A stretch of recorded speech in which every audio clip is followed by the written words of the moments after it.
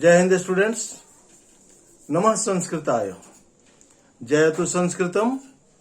अभी हम लोग संस्कृत क्लास में उपस्थित हैं और इस क्लास में अभी व्याकरण के अंतर्गत समास पढ़ रहे हैं। जैसे कि आप बोर्ड पर देख रहे हैं, समास का क्लास चल रहा है, समास प्रकरण।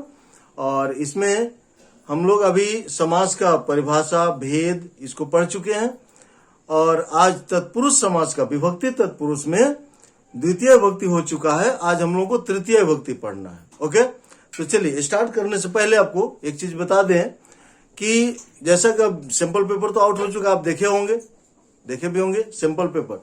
तो सैंपल पेपर में या वैसे भी आपको जानकारी है कि 40 मार्क्स का एग्जाम आपका हाफ ईयरली होने जा रहा है और इसमें ऑब्जेक्टिव है, टोटल ऑप्शनल है ना। ऑब्जेक्टिव क्वेश्चन 4 ऑप्शन रहेंगे, उनमें आपको करेक्ट ऑप्शन चूज करना होता है। उस हिसाब से अब लेसन से कोई रिलेशन नहीं रहा।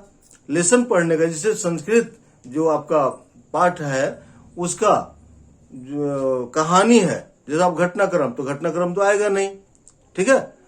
और प्रश्न निर्माण है तो उसके लिए भी ऑप्शन आएगा, ऑब्जेक्टिव रहेगा, ठीक है। और पैसेज है वो भी नहीं है। इस हिसाब से हम लोगों को व्याकरण पर ज्यादा फोकस करना है ना, लेसन नहीं पढ़ना है। आप हो सकता है माइंड में हो कि सर लेसन नहीं पढ़ा रहे हैं, लेसन कब पढ़ाएंगे, लेसन कब स्टार्ट करेंगे पाठ। हाँ, एक चीज हम बताए हैं कि लेसन से वो आपको हम फाइंड आउट करके और देंगे। संधि, समास, वाच्य ना जो भी है या प्रश्न निर्माण, वो टोटल आपके बुक का ही है। संधि भी है, बुक का ही है। 10th क्लास का जो बुक है आपका संस्कृत का मेन कोर्स बुक, उसमें आपका समास से related page number 11-12, page number 11-12 में आप देखिएगा और एक पेज नंबर 48 में, ये दोनों जगह आपको समास में 11-12 में टोटल समास से दिया हुआ है मेन कोर्स बुक में, यस।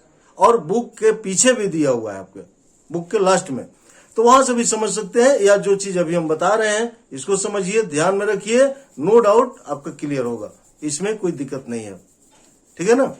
और हाँ, वो पेज नंबर 11 जो बुक वाला है उसमें से केवल आपका 3 है, तत्पुरुष है, अव्ययी भाव है और द्वंद्व समास। ये 3 समास को ही देखिएगा, बहुब्रीहि, कर्मधार है, ये सब नहीं है अभी सिलेबस में। ओके, तो चलिए स्टार्ट करते हैं। और सुपर 40 तो बताया ही है, वो आएगा ही, ठीक है। उससे भी आपका पूरा मार्गदर्शन होगा कि किस टाइप से क्वेश्चन आएगा, एकदम बिल्कुल क्वेश्चन एग्जाम से रिलेटेड में भी हो सकता है वो क्वेश्चन आपके एग्जाम में भी आ जाए। इस टाइप से हम लोग करने जा रहे हैं। सुपर 40 में जो 40 क्वेश्चंस होंगे वो कंप्लीट आपके कोर्स से रिलेटेड हर तरह के क्वेश्चन, पहले टॉपिक वाइज था, टॉपिक वाइज करेंगे, उसके बाद इन होल जैसे सिंपल पेपर उस टाइप का, ठीक है। तो संस्कृत में बढ़ते हम लोग आगे। आज हम लोगों का तृतीय तत्पुरुष है, ठीक है ना। द्वितीय हो चुका था तत्पुरुष समास में, आज हम लोग तृतीय तत्पुरुष, ठीक है। देखिए, तृतीय तत्पुरुष, तृतीय तत्पुरुष समास। इसमें जैसे हम द्वितीय में लिखे थे, फॉर्मूला लिखे थे, सूत्र लिखे थे, तो इसमें आप शब्द हम आपको लिख दे रहे हैं। तृतीय तत्पुरुष समास में कौन कौन शब्द होते हैं, तो वे शब्द के अनुसार आप वहां प्रथम पद में तृतीय विभक्ति का प्रयोग करेंगे, है ना। उन शब्दों को बस याद कर लेना है। जैसे पूर्व अन्वय, उसमें फॉर्मूला में फॉर्मुलेट हो जाएगा, सभी शब्दों के एक साथ अगर ऐड कर दिया जाए, तो ऐड ना करके वो आप भी याद नहीं कर पाओगे और कोई जरूरी भी नहीं है, बस शब्द को याद रखिए। इसलिए मैं शब्द आपको दे रहा हूं। देखिए, पूर्व, सदृश, पूर्व, सदृशः, समम, समम, ऊनम, निपुण, है ना, कलह, मिश्र, ये सब शब्द हैं। अगर ये कहीं भी आप किसी समस्त पद में आप देख रहे हैं और उसका विग्रह करना है, तो उसके पहले वाले पद में, पहले वाला जो उसका पद है उसमें आप तृतीय विभक्ति प्रयोग कर दीजिए, ठीक है ना। एक आपका आता है उसमें भिन्न, ठीक है ना, भिन्न भी एक है, भिन्न।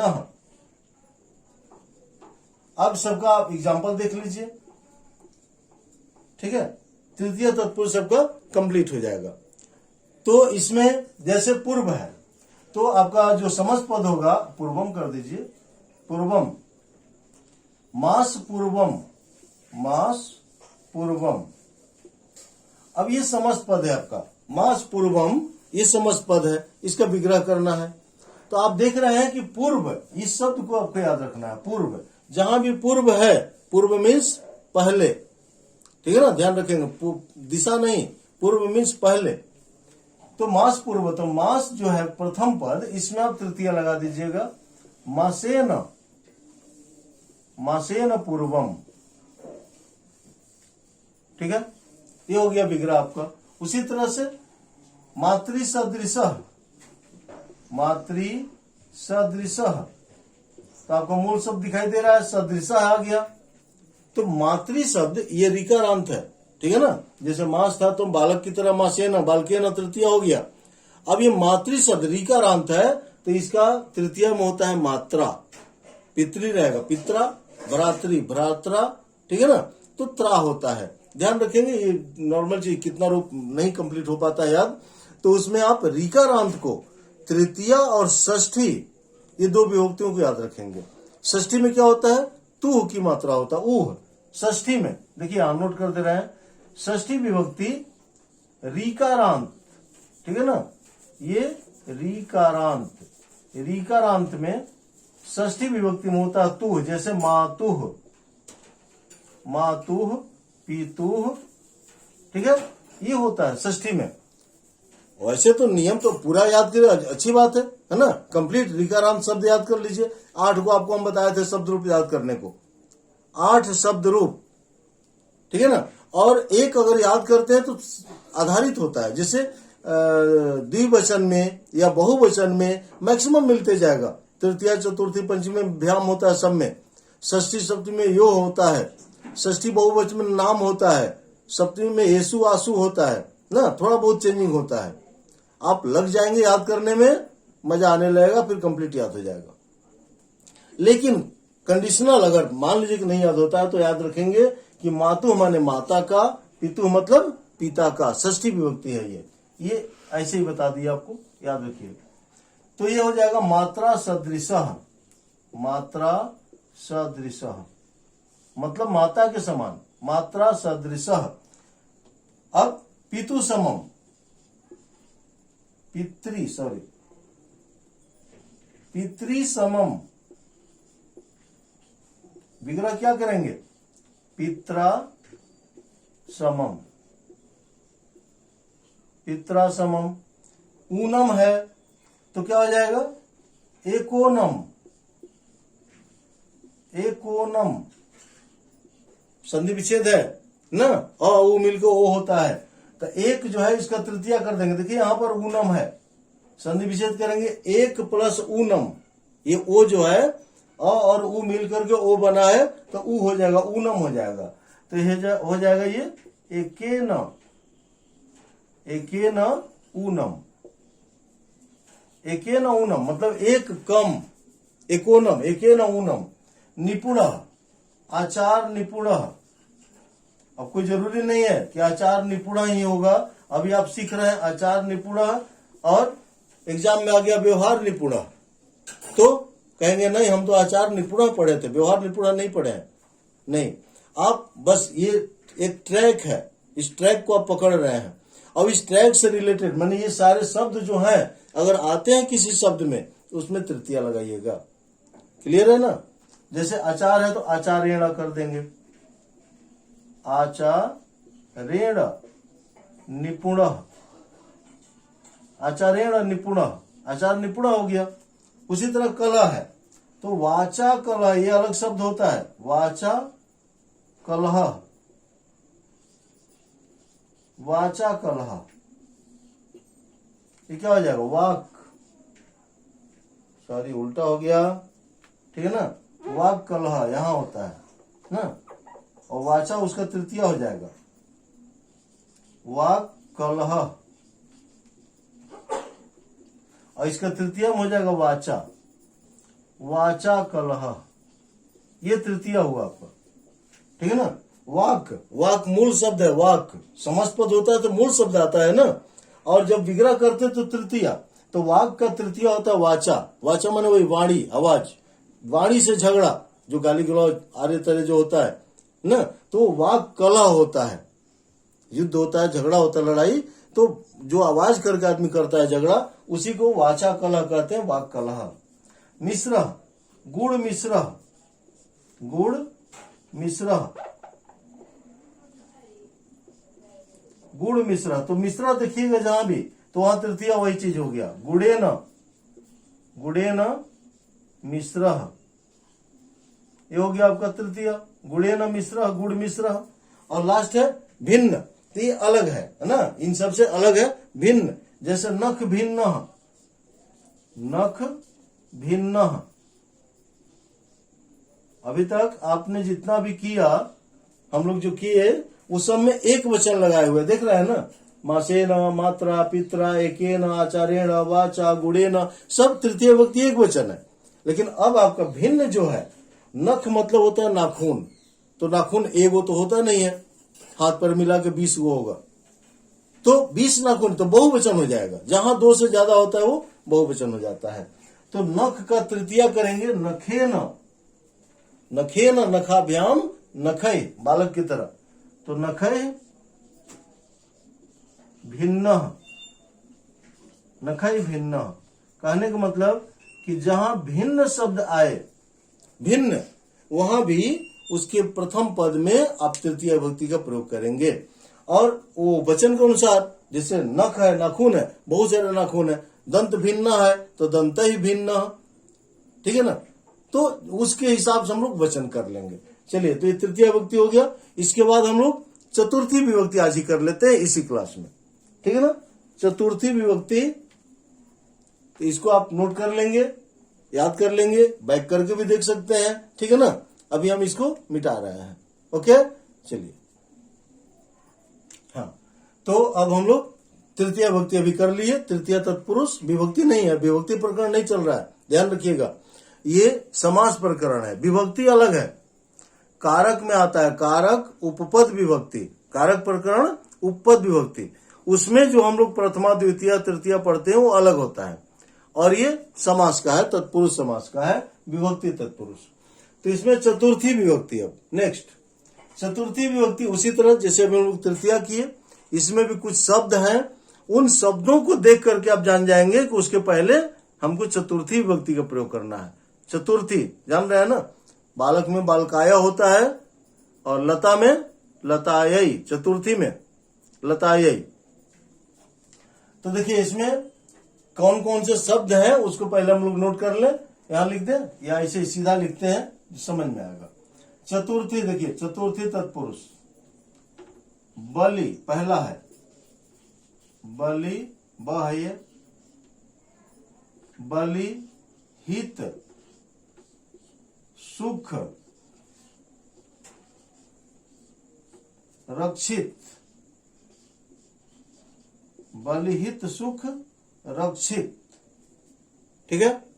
एक और शब्द है, बट उसको अगर ऐसे शब्द लिख दें तो गड़बड़ होगा, आप हंसेंगे, उसको हम डायरेक्ट समझ पद लिख करके आपको बताएंगे, ठीक है ना। वो यज्ञ के लिए लकड़ी होता है, यज्ञ के लिए लकड़ी, तो होता है उसका युप दारू, यस शब्द है वैसा, युप दारू, दारू मीन्स होता है लकड़ी, यज्ञ के लिए लकड़ी, तो उस तरह के जो शब्द आएगा वो लास्ट में आपको कर देंगे हम अलग। पहले इसको देख लेते हैं। बलि, जहां भी बलि हो तो उसके पहले आप चतुर्थी विभक्ति का प्रयोग करेंगे। फॉर एग्जाम्पल भूत बलि, भूत बलि, भूत बलि है, विग्रह क्या करेंगे, तो भूताय, देखिए चतुर्थी हो गया, भूताय। हाँ ध्यान देंगे, अक्सर हमारे स्टूडेंट्स कंफ्यूज हो जाते हैं, वो इसको म लिख लेते हैं, म नहीं है, य है, आप कंफ्यूज ना होइएगा, य, ये य है, य, ठीक है ना। भूताय बलि, भूत बलि, ओके। हितम है, गो हितम, गो हितम, ऐसा कुछ नहीं है कि गोहितम ही एक मूल शब्द इसके लिए बना हुआ है, संस्कृत सहचर में दिया है ये, इसलिए गोहितम लिखा जाता है, बताया जाता है। क्यों? छात्र हितम, शिष्य हितम, देश हितम, ठीक है ना, कोई भी शब्द आप यूज कर लीजिए, हितम लास्ट में हो तो उसके पहले जो शब्द आप यूज किए उसमें आप चतुर्थी विभक्ति लगाएंगे, ठीक है ना। देश हितम तो देशाय हितम, गो हितम तो गवे हितम, गो शब्द का चतुर्थी में गवे होता है, गो हितम। ये विग्रह है ना, ध्यान रखिएगा, ये विग्रह है, विग्रह विग्रह है, और ये समस्त पद है, समस्त पद, समस्त पद, ठीक है ना। समस्त पद और विग्रह, समस्त पद में जो पहला पद है वो अपनी विभक्तियों को छोड़ करके और एक हो जाता है, दूसरे पद से वो मिल जाता है। जैसे भूताय बलि है, अब कोई जरूरी नहीं कि आपको भूत बलि ही दिया है और उसको विग्रह करना है, नहीं, ये एग्जाम में किस टाइप से आएगा बताएंगे अभी, और या बाद में भी जो आता है ऑप्शनल, आप जान रहे हैं कि ऑप्शनल ऑब्जेक्टिव है उसका, ऑप्शनल नहीं, मैंने वही ऑब्जेक्टिव, 4 ऑप्शन रहेंगे उसमें से और सही ऑप्शन को चुनना है आपको। तो भूताय बलि दिया हुआ है, तो भूत बलि, भूताय बलि, भूतेन बलि ऐसे करके दिया रहेगा, तो उसमें जो सही है आप जान रहे हैं तो चुन लेंगे। सुखम है तो इसी तरह से गो सुखम, गो सुखम क्या हो जाएगा, गवे सुखम। हाँ, सबको गो से ही जोड़ दे रहे हैं। अब आप अगला शब्द, दूसरा शब्द यूज कर लेंगे, जैसे रक्षितम है तो गो रक्षितम, अभी हम गौ से ही जोड़ दे रहे हैं, क्योंकि गौ जो है वो थोड़ा सा टेढ़ा भी है, गवे चतुर्थी में होता है, बालक तो बहुत आसान है, बालकाय, और गो का गवे, तो गवे रक्षितम, गवे Rakshitam equal to go Rakshitam, clear है ना। अब एक है, अब यहां देखिए, यहां नहीं लिख रहे हैं, वही चीज हम बताए थे ना कि यहां लिखेंगे तो फिर गड़बड़, हंसेंगे, तो यहां हम इसका समस्त पद लिख दे रहे हैं, युप दारू, युप दारू, ठीक है। दारू मीन्स क्या होता है, लकड़ी, हाँ वो मत समझिएगा। युप दारू तो क्या होगा, यज्ञ के लिए लकड़ी, चलो हिंदी भी लिख लो इसका, यज्ञ के लिए लकड़ी, लड़की नहीं लिखे है ना, यज्ञ के लिए लकड़ी, हाँ सही है, लकड़ी ही है, यज्ञ के लिए लकड़ी। तो अब इसका क्या करेंगे, विग्रह करेंगे, तो देखिए युप जो है ये प्रथम पद है, इसको चतुर्थी में कर लेंगे तो हो जाएगा युपाय दारू, युपाय दारू, युप दारू, ठीक है। तो चलिए हम लोग चतुर्थी विभक्ति कंप्लीट किए। अब एग्जाम्पल्स मैंने कैसे आएगा, आपका ऑप्शन किस तरह से देगा बताया थे ना आपको हम पहले ही, कि ज्यादातर तो मान लो कि ऐसे हम पढ़ लिए, याद कर लिए, नियम जान गए और ये क्वेश्चन दे दिया भूत बलि, तो हम बना लेंगे, हमारे अपने ऊपर है। लेकिन जब ऑप्शन दे देता है, 4 ऑप्शन दे देता है, तो हम कंफ्यूज हो जाते हैं, क्योंकि ऑप्शन इतना सुटेबल होता है, कंफ्यूजन पैदा करता है, लगता है ये भी होगा, ये भी होगा, दोनों होगा, ठीक है, ओके। तो उसके लिए आपको ऑप्शनल प्रैक्टिस करना होगा, देखना होगा कि किस तरह से ऑप्शन में हम लोग चक्कर में न फंसे और सही जो शब्द है उसको हम चुने, ठीक है। एक एग्जांपल देख लीजिए, जैसे है आपका, मान लीजिए यही, ये सब मिटा दे रहे हैं, ठीक है। देखिए भूत बलि है,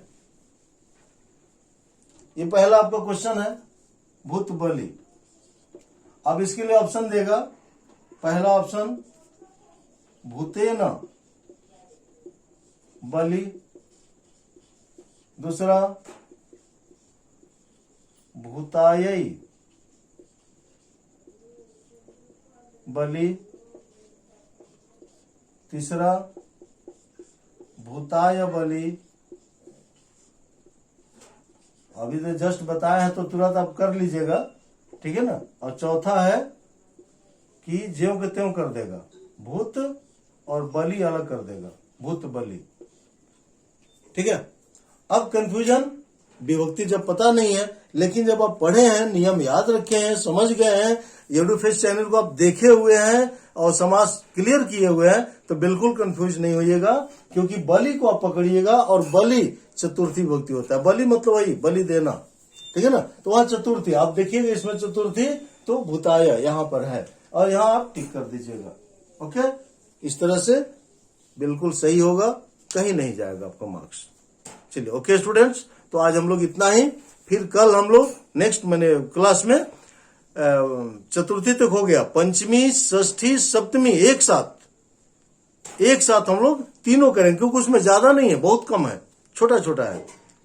तो पंचमी, षष्ठी, सप्तमी एक साथ हम लोग अगले क्लास में करेंगे। ओके, थैंक यू, जय हिंद, जय भारत।